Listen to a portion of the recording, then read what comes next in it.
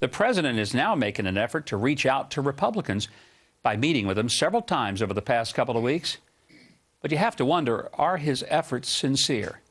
I asked South Carolina Senator Lindsey Graham earlier. The president has spent more time on Capitol Hill meeting with Republicans just in the past week than he has for the previous 4 years. So, Senator, what's up? I don't know. There's an old saying in the South, it doesn't matter how you find religion as long as you do. I don't know if it's dropping poll numbers or he wants a legacy and realizes you can't have one without talking to Republicans. Either way, it's a constructive thing. It is a constructive thing. You know, I've said for a long time, you can't govern if you don't have relationships. You can't have relationships if you don't look at each other face to face and spend some time together. It may not always be pleasant, but it's got to be done. But are you convinced, and you were one of the senators that had dinner with him on that Thursday night at the Jefferson Hotel, is he being a workhorse or a show horse? That's the ultimate question. Time will tell. He asked me to put the dinner on, so I did. I picked some Republicans that I thought would be interested in talking to the president. I know there were many more that would have been interested. We had a kind of limited number, so I picked people I thought the president would like talking to. It was a great dinner. If he's going to be a workhorse, that means he and his administration have to get in a room with the Republicans to find a way to solve our budget problems. You just can't do this campaigning. And I think he realizes that being campaigner-in-chief is not working. And if this is just an effort to create an image of bipartisanship, it will not bear fruit. He's got to get in the room, and that's what I told him. Well, and there's also an indication that he's still holding fast that there's got to be more revenue on the table, even though Republicans have given up $600 billion just 6 weeks ago and are pretty much saying, you've got your taxes, now we want to see some spending cuts. Are those two positions in concrete and intractable? I don't think so. The only time I would flatten the tax code, and I think that's a good idea, by the way, to eliminate a lot of these loopholes and deductions. But what do you do with the money? I'd like to put some of the money on the debt, and I'd like to buy down tax rates, particularly the corporate rate, to create jobs. We need economic growth.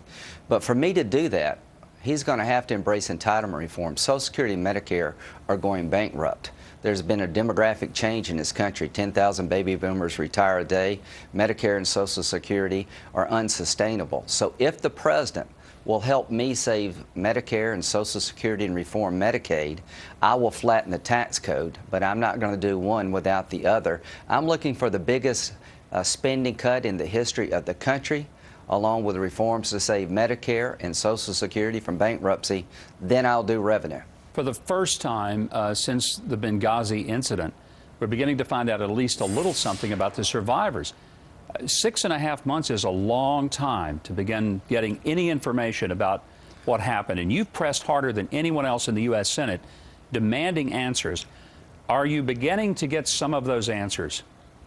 Absolutely, but you nailed it about the survivors. You got to remember, this administration leaked every detail of the bin Laden raid.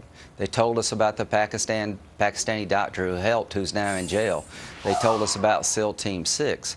They're refusing to give us the identity of the survivors and allow them to come to Congress to be interviewed. I will do one of two things. I'm going to write a letter to the Secretary of State asking him to voluntarily release the name of the survivors to Congress, urge my House members to subpoena the survivors. They have that power. We don't in the Senate as Republicans. But I'm going to hold up the business of the Senate until we get the survivors on record. I've talked to a couple, and their story is chilling.